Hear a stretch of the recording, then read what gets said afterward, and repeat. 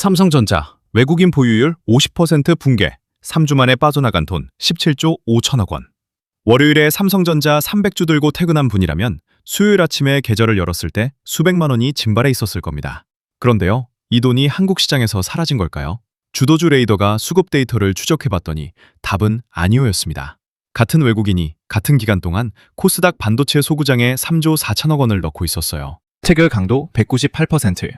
외국인, 기관, 외국합, 피차이, 사중 수급 일치, 그리고 이 종목들의 3일 뒤인 10일, 화요일, 거대한 수급 이벤트가 하나 겹칩니다. 국내 최초 코스닥 액티브 ETF 상장. 기관이 이미 선점을 끝냈다는 증거와 그 종목들, 그리고 ETF 상장이 만드는 2차 부스터의 구조까지 오늘 전부 공개합니다. 지금 대부분의 투자자들은 이렇게 생각하고 계십니다. 중동 전쟁에 AI 반도체 수출 규제까지 외국인이 한국을 완전히 떠나고 있다. 숫자를 보면 공포가 이해됩니다. 2월 13일부터 3월 5일까지 단 하루도 빠짐없이 외국인은 삼성전자를 팔았습니다. 15거래일 연속 순매도, 한 종목에서만 빠져나간 돈이 17조 5,205억 원이에요. 17조 5천억이 얼마냐면요, 2025년 한 해 동안 외국인이 삼성전자에서 뺀 전체 금액이 22조였는데 그 80%를 올해 단 3주 만에 쏟아낸 겁니다. 특히 2월 27일 하루에만 4조 2,323억 원, 1억 원을 넣은 투자자라면 그 하루에만 계좌에서 240만 원이 녹아내린 거예요. 결과요, 삼성전자 외국인 보유율 49.95%, 50%의 벽이 무너졌습니다. 지난해 4월 관세 공포 이후 11개월 만이에요. 3월 6일 기준 주도주 레이더 수급 데이터를 볼게요. 삼성전자 외국인 1조 3,080억 원 순매도, SK하이닉스 5,730억 원 순매도. 이 두 종목에서만 하루에 거의 1조 9천억이 빠졌어요. 그 돈은 누가 받아냈냐면 개인 투자자입니다. 코스피 개인 순매수 2조 9,502억 원. 외국인이 던진 매물을 개인이 고스란히 아는 구조예요. 여기까지만 보면 결론은 하나인 것 같습니다. 외국인은 한국을 버리고 있다. 그런데 같은 날, 같은 외국인의 돈이 전혀 다른 곳에서 포착됩니다. 외국인이 유가증권 시장에서 2월 이후 28조 1,180억 원을 팔아치운 건 사실이에요. 그런데 같은 기간 코스닥 시장에서는요, 외국인 순매수 3조 4,400억 원, 기관도 2조 2,490억 원을 사들였습니다. 전쟁이 시작된 3월 이후로 좁혀볼까요? 외국인은 코스닥에서만 2조 2,310억 원을 쓸어 담았어요. 기관도 2조 4,830억 원, 코스피에서는 7조 원을 던지면서요.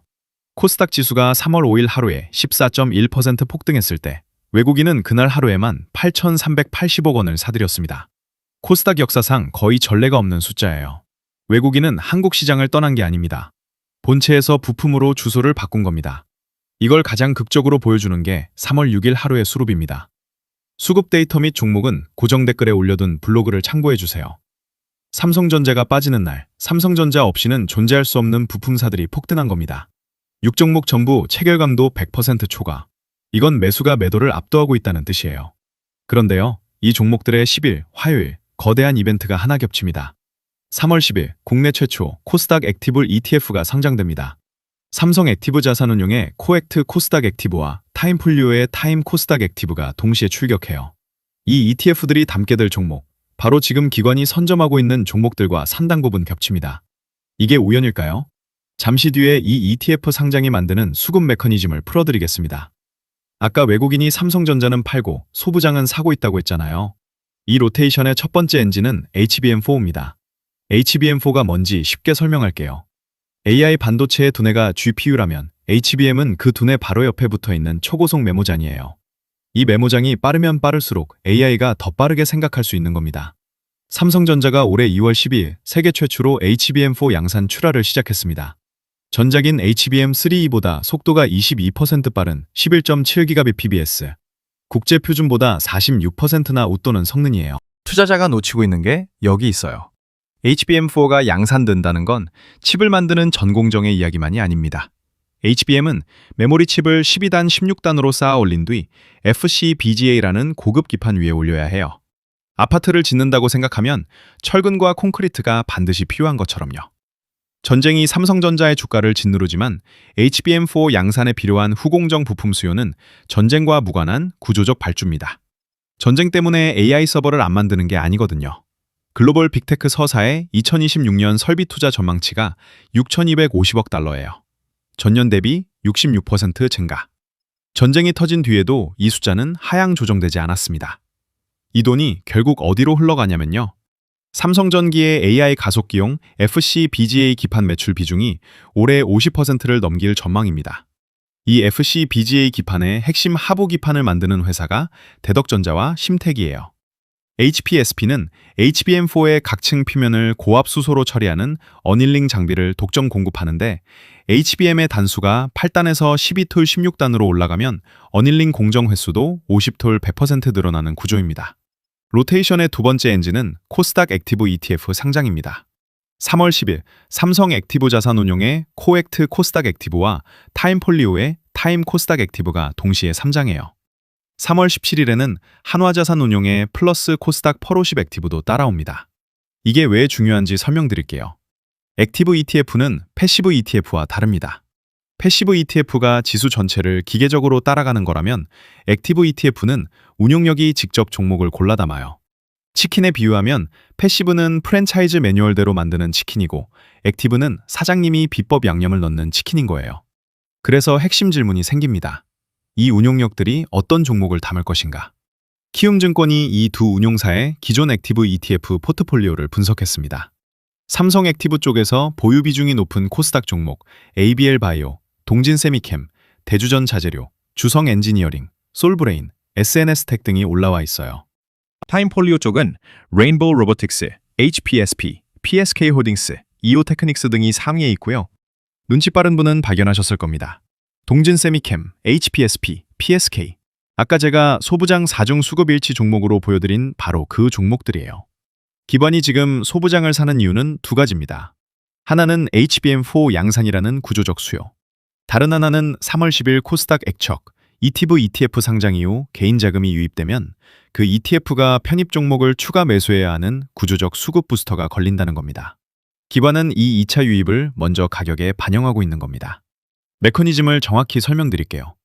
ETF가 상장돼서 개인 투자자들이 뭉칫돈을 넣으면 지정 참가 회사 AP가 ETF 물량을 추가 공급하기 위해 시장에서 편입 종목을 실제로 사들여야 해요. 이 과정에서 진짜 매수세가 발생합니다. 초기 설정액은 합산 약 500억 원으로 크지 않지만 참고할 사례가 있어요. 코덱스 코스닥 버거숍 ETF에 지난 한 달간 5,996억 원이 유입됐거든요. 코스닥 활성화 정책 플러스 국민성장펀드 150조 규모 플러스 연기금 코스닥 투자 비중 확대 논의까지 겹치면 이번 액티브 ETF로의 자금 유입은 초기 예상을 크게 넘어설 수 있습니다. 다만 여기서 중요한 경계선을 하나 긋겠습니다. 초기 ETF 설정은 대차 방식으로 이루어지는 경우가 많아요. 증권사가 보유한 채권 등을 담보로 주식을 빌려와서 ETF를 발행하는 구조인데 이 방식이면 시장에서 직접 매수가 일어나지 않습니다. 진짜 수급 부스터는 ETF가 흥행한 뒤 개인 자금이 대거 유입되어 추가 설정이 발생할 때 켜져요. 그래서 기준값을 드립니다. 상장 후 2주 내 합산 설정액이 2천억 원을 넘으면 편입 종목에 실질적 매수 압력이 발생합니다. 그 아래면 기대에 그칠 수 있어요. 일반적으로 이 사안에 대해 코스닥 폭등은 ETF 상장 기대감이 전부라는 해석이 많습니다. 틀린 말은 아니에요. 하지만 수급 데이터를 보면 더 깊은 이야기가 있습니다. ETF 상장 기대감만으로는 대덕전자가 4일 연속 374.8억 원이 유입되는 걸 설명할 수 없어요. HBM4 양산이라는 구조적 수요가 깔려있고 거기에 ETF 상장이라는 촉매가 겹치면서 기관의 선전 매수가 가속된 거예요. 여러분은 이번 코스닥 액티브 ETF 상장이 소부장 로테이션의 부스터가 될 거라고 보시나요? 아니면 이미 선반영 끝난 이벤트라고 보시나요? 댓글로 알려주세요. 두 가지 시나리오를 나란히 놓겠습니다. 시나리오 A, 로테이션 지속 플러스 ETF 부스터 가동. 중동 전쟁이 제한적 충돌에 머물고 WTI 100달러 이하 안정, HBM4 양산 예정대로 진행, 코스닥 액티브 ETF 합산 설정액이 2주 내 2천억 돌파. 이 경우 소부장 종목의 구조적 수요 HBM4 플러스 제도적 수급 ETF이 동시에 작동합니다. 시나리오 B, 로테이션 중단. 이란 전쟁이 호르무즈 해협 봉쇄로 확대, WTI 120달러 이상 4주 유지, 캐펙스 하향 발표 또는 코스닥 액티브 ETF 흥행 실패, 설정액 2천억 미달, 기대 선반영 후 차익 실현 매물 출회. 분기점은 두 가지예요. 유가 WTI 120달러 선과 ETF 설정액 합산 2천억 선. 이 두 숫자를 다음 주 반드시 모니터링 하셔야 합니다. 처음에 던졌던 질문으로 돌아가겠습니다. 삼성전자에서 빠진 17.5조, 대체 어디로 갔는가? 그리고 3월 10일 ETF 상장 전에 기관이 이미 움직인 종목은 어디인가? 답이 지금부터입니다. 주도주 레이더가 시계열 수급 데이터를 기반으로 현재 수급이 가장 센 세 종목이에요. 대덕전자 4거래일 연속 외국인 플러스 기관 동시 순매수, 체결 강도 198.1%, 수급 강도 1.14%. 수급 강도는 저 나름대로 적용하고 있는 시가총액 대비 유입 비율이에요. 이동평균선 정배열. 대덕전자는 FC-BGA 기판의 핵심 하부 기판 MLB를 만듭니다. HBM4가 양산될수록 직접 수혜를 받는 구조예요. 사중 수급 일치, 외국인, 기관, 외국합, 비차익.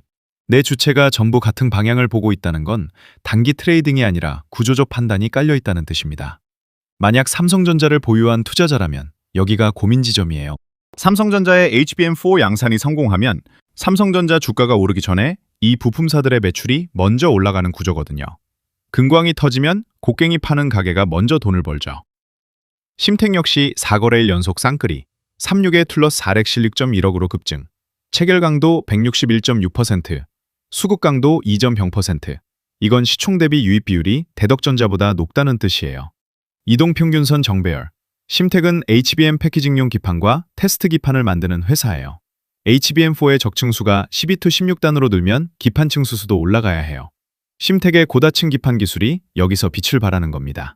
삼성 액티브 자산운용의 기존 액티브 ETF에서도 관련 종목군이 상위 편입되어 있어 코스닥 액티브 ETF에도 담길 가능성이 높습니다. HPSP 연속일 기준으로 2, 체결 강도 114.1%, 고압수소 어닐링 장비 독점 공급이라는 기술적 해자는 명확하지만 이동평균선이 아직 역배열이에요. HPSP가 외국인 플러스 기관 동시 순매수 4일 연속을 달성하고 체결 강도 150% 이상이 나오면 확정 등급 벽상 조건입니다. 타임폴리오 기존 ETF에서 HPSP가 상위 편입되어 있으니 코스닥 액티브 ETF 상장 이후 추가 수급이 들어올 여지가 있어요. 이외에도 에코프로머티, 대주전 자재료, 원익 QNC, 동진세미캠 등이 있어요. ETF 상장이 호재라고 해서 모든 편입 예상 종목이 오르는 건 아닙니다. 수급이 확인된 종목과 수급이 이미 꺾인 종목을 구분하지 못하면 기관이 나갈 때 내가 물량을 받아내는 처지가 됩니다. 만약 WTI 유가 100달러 이하 안정, 플러스 코스닥 액티브 ETF 설정에 값싼 2천억 돌파, 대덕전자, 심택 등 확정 등급 종목의 2차 수급 부스터 가동. 만약 WTI 100달러 이상 4주 유지, 플러스 캐펙스 하향 또는 ETF 설정액 2천억 미달, 기대 선반영 후 차익 매물 출회, 소부장 전반 조정 가능. 진입을 고려한다면 대덕전자는 20일 이동평균선 위 지지 확인, 플러스 체결 강도 150% 이상 유지가 전제. 심택은 수급 강도 2% 이상 유지 여부가 핵심. 이 조건이 무너지면 로테이션이 끝나고 있다는 신호입니다. 과거 패턴도 참고해야 합니다. 2025년 초 삼성전자 외국인 비중 50% 하회 이후 타이거 AI 반도체 핵심 공정 ETF의 3개월 수익률이 코스피 대비 2배 이상이었습니다. 지난주에도 같은 상황이었습니다. 이번에 출시되는 코스닥 액티브 ETF가 이 흐름 위에 올라타면 소부장 로테이션에 구조적 자금 파이프가 연결되는 셈입니다.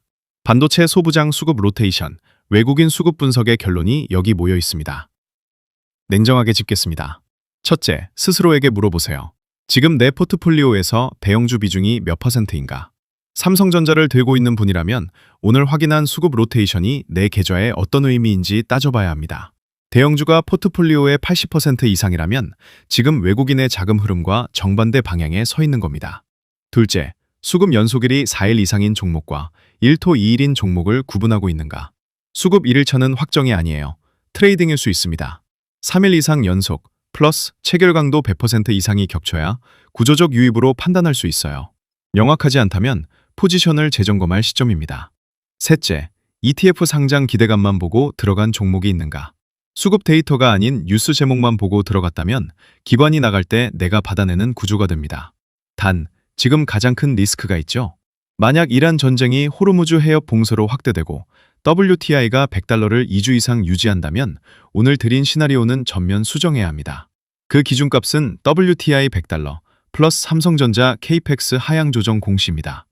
또 하나, 코스닥 소부장은 시가총액이 작아요. 대덕전자 시총이 삼성전자의 0.3% 수준. 외국인 자금이 조금만 빠져도 변동성이 극단적으로 커집니다.